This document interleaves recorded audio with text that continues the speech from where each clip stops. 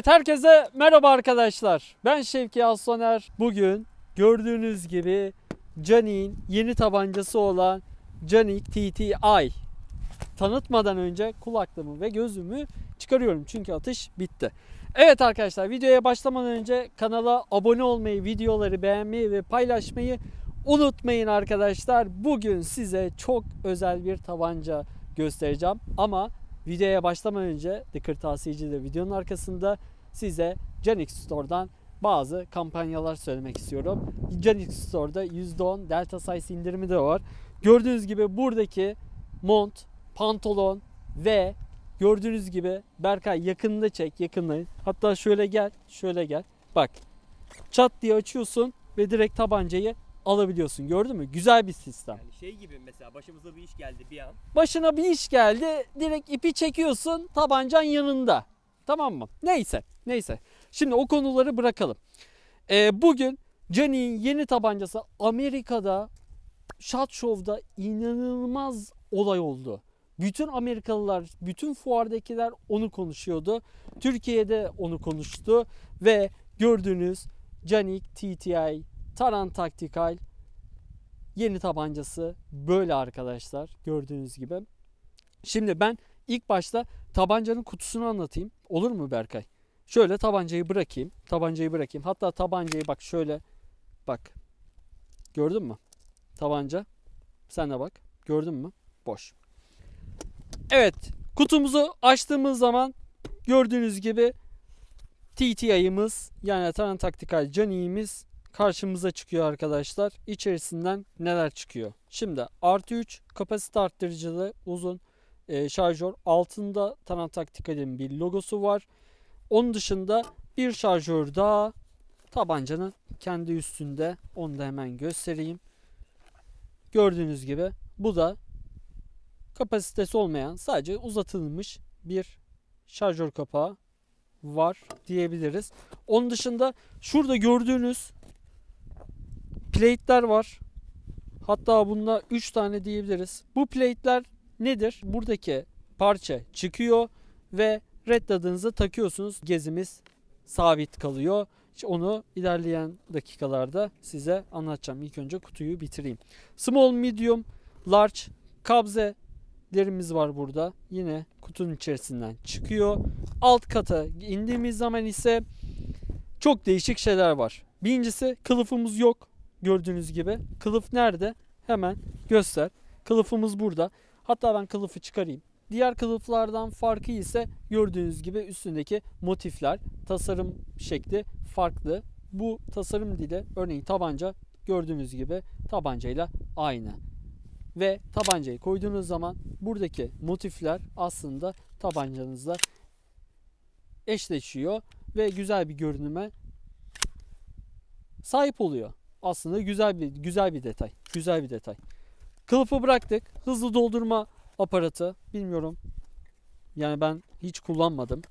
Burada temizleme aparatlarımız var ve gördüğünüz gibi içinden farklı bir recoil spring çıkıyor. Bu da TTI'ye özel.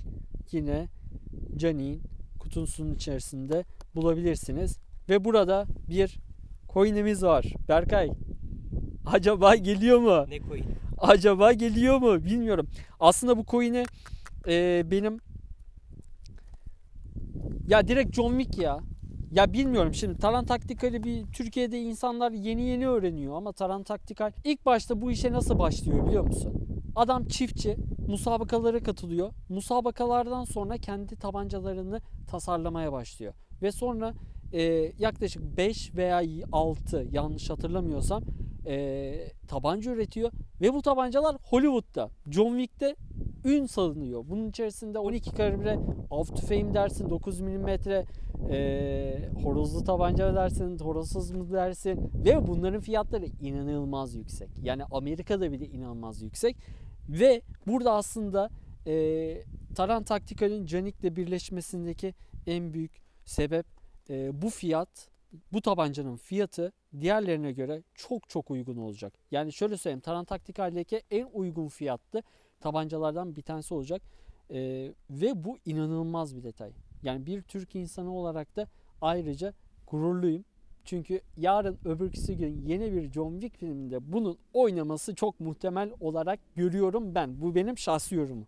Bak, internette yazılan veya şuradaki coin veya taran olmasındaki değil. Benim kendi şahsi yorumum, bu tabanca bilmiyorum. İlerleyen dönemlerde belki John Wick'te oynar. Şimdi TTI'nin dış kozmetiğine bakalım. Evet. Çok çok güzel detaylar var. Birincisi, buradaki gördüğünüz rengi gerçekten çok farklı bir renk ve şurada gölge oyunu var. Şuradaki görüyor musun? Bak, siyahlık var. Tabancayla nişan aldığınız zaman burada çok güzel bir renk oynaması var ve bu nişan alındığı zaman insana güzel hissettiriyor. Şimdi asıl dış tasarıma geldiğimiz zaman ilk başta ben her zaman pistol kabzelerinden gidiyorum. Direkt kabzelerden gidiyorum. Kabzesini yakın alabiliyor musun? Çok ilginç üçgenimsi bir tasarımla yapmışlar ve ele alındığı zaman gerçekten o tabancayla bütünleşme hissiyatını yaşıyorsunuz. Yani şöyle bakıyorum.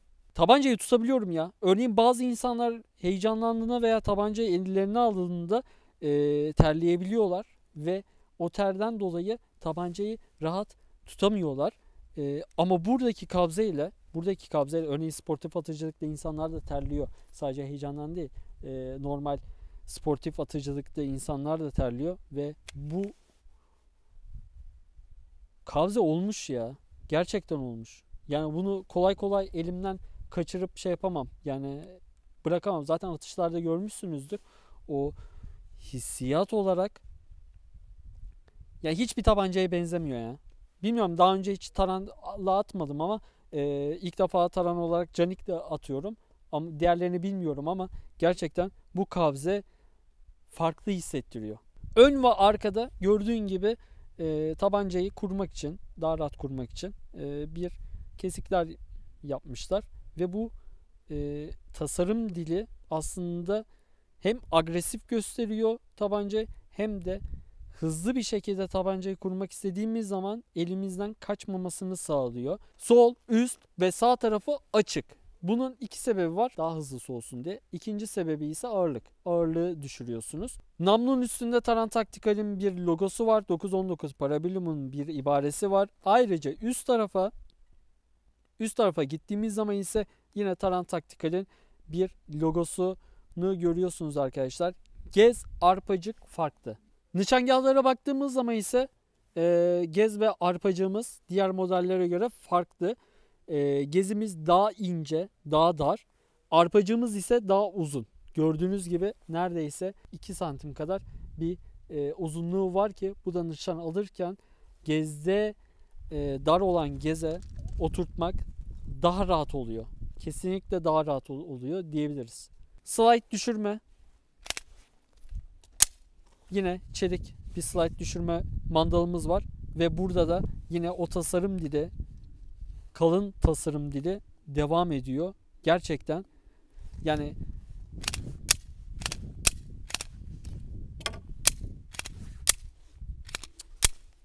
çok rahat. Çok rahat. Parmak kaçmaz ya.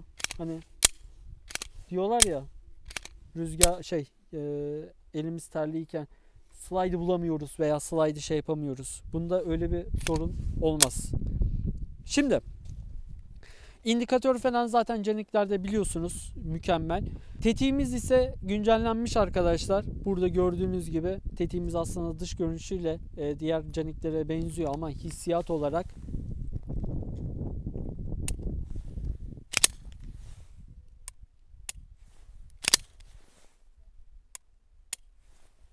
şunu reset'i göstermek istiyorum.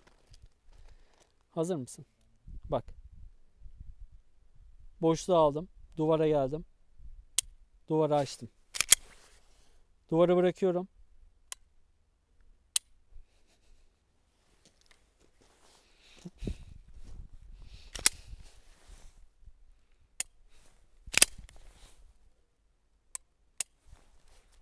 Müthiş bir tetik ya. Müthiş. Namlu tasarımda da çok agresif bir görüntü var. Namlunun içerisindeki yiv setlerle aynı doğrultuda ilerliyor. Bu da gerçekten güzel bir tasarım olmuş. Şimdi kompansatör var arkadaşlar. Diğer tabancalardan farklı olarak burada çok güzel minimalize olmuş bir kompansatör var ve bu aktif. Şuradan görebiliyor musun? Buradaki kompansatör aktif arkadaşlar ve buradaki kompansatör sadece şuraya bastırarak aslında direkt çıkartılabiliyor ve bu da Canik patentlidir. İlk defa Canik yaptı. Hatta Berkay bunu çıkartıp gösterelim mi? Tabii çıkarıp takmayı YouTube sevmiyor. O yüzden biz bunu çıkartalım. Hatta şöyle kompansatörlü halini şöyle koyayım. Gördün mü? Bir de aşağıya kompansatörsüz halini koyayım. Evet, gördüğünüz gibi fark bu arkadaşlar.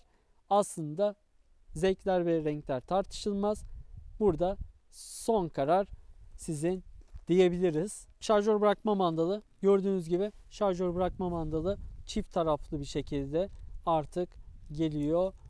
Bu mandal mekanizmasını ters takarak sağlaklar veya soğulaklar bunu çevirebilir çok kolaylıkla diyebiliriz. Evet Berkaycığım, her şeyi konuştuk. Tabancayı anlattık. Şimdi istersen atışa geçelim. Evet, şu an Canik'in test merkezindeyiz. Önlemimizi aldık. Önlem nedir? Gözlük, kulaklık değil mi Berkaycığım? Önemli olan kural bu. Şimdi farka bakalım. Nasıl bir fark var? Direkt çıplak elle yapıyorum. Herhangi bir şey yapmıyorum. Direkt nişan alacağım ve atış yapacağım.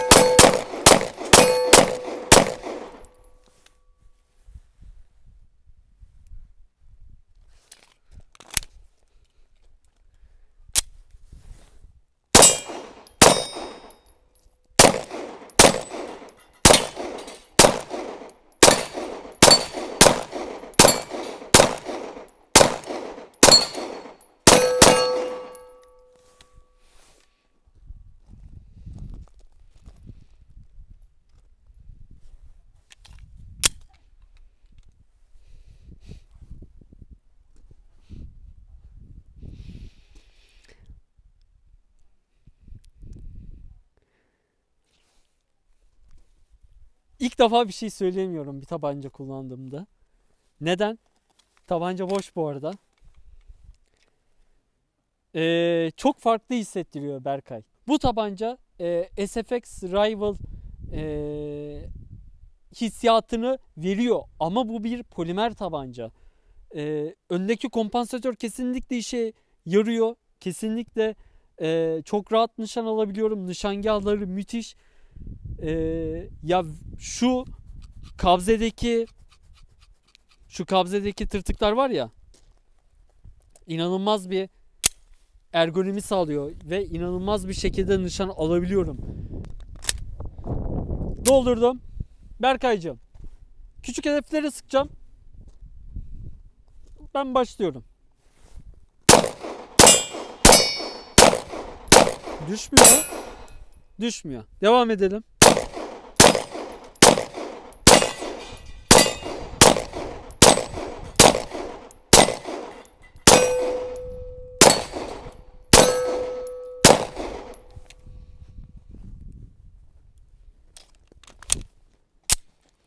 ...15 metre biraz zor.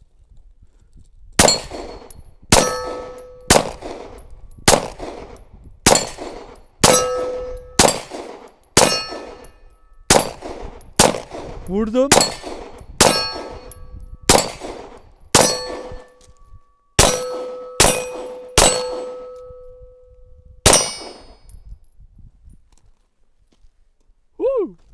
Tabancayla her şeyi yapabiliyorum. O kadar güzel bir duygu ki.